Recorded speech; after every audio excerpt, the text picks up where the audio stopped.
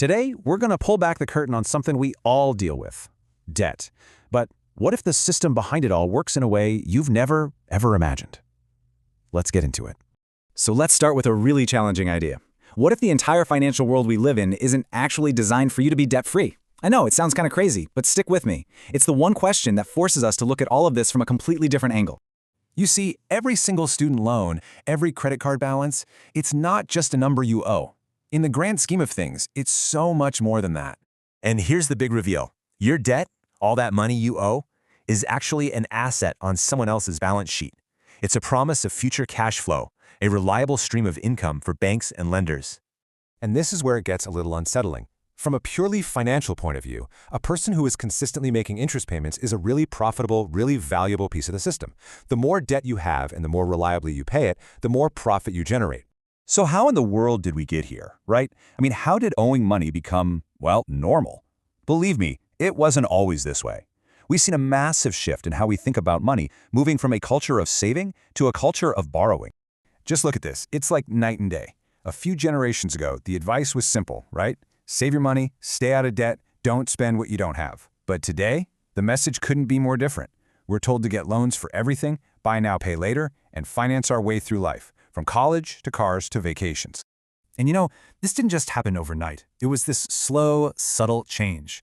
With years of nonstop advertising and easier than ever access to credit, we just slipped into a system where being in debt feels totally unavoidable, just a regular part of being a modern adult.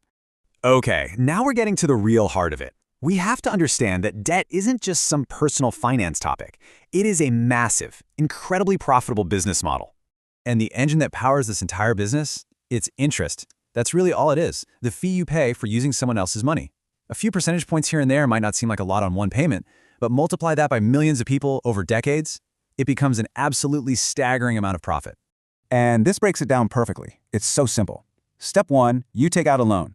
Step 2, you pay back what you borrowed, plus extra, the interest. Step 3, the lenders pocket that interest as pure profit. You do that millions of times over, and what you get is this huge, steady flow of wealth moving from the borrowers to the lenders. All right, hang on, because this is probably the most mind-bending piece of this whole puzzle. When a bank gives you a loan, they aren't always just pulling money they already have out of a vault somewhere. No, the very act of giving you that loan creates brand new money in the system.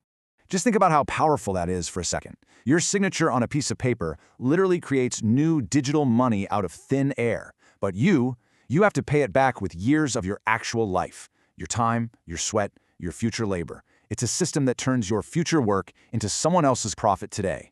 So I get it. Hearing all of this, it's really easy to just think debt is a giant trap. And it can be, but it doesn't have to be. Now that we know how the system works, the game changes.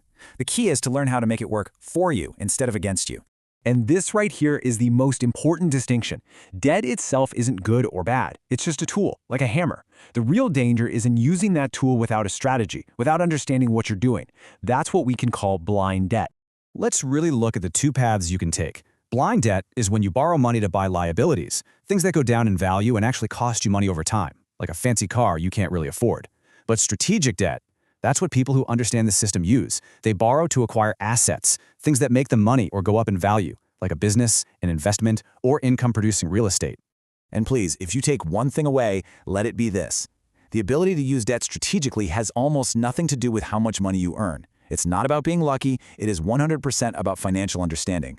And I promise you, once you truly see the difference between using debt for assets versus liabilities, you can never unsee it. So the goal here isn't to be terrified of debt. It's to master it. And that takes a whole new way of thinking. It really comes down to a set of questions you have to ask yourself every single time you even think about borrowing money. First things first, just ask the simplest question. Why? Why am I doing this? Is it for a true need, something essential? Is it for a want, something that'll feel good for a little while but then it's gone? Or is it a strategic move, something that could actually build your wealth down the road? You have to be brutally honest with yourself about your real motivation. Next, you've got to look past the shiny new thing you're buying and ask, what is the real return here? What am I truly gaining? Is it an asset that could appreciate? A skill that's going to increase my income for the rest of my life? Or is it just a fleeting experience that's going to leave me with a bill for years to come? And finally, this is the ultimate test. You have to ask, is this debt a stepping stone, something that's going to move me forward, or is it just another chain, something that's going to weigh me down and limit my choices in the future. At the end of the day, it's pretty simple. Debt is an incredibly powerful force. If you use it with knowledge and a clear purpose, it can be a tool to build the exact future you want. But if you use it blindly, it becomes this invisible force that can quietly start to control your choices, your career, and your entire life. The choice, really, is up to you.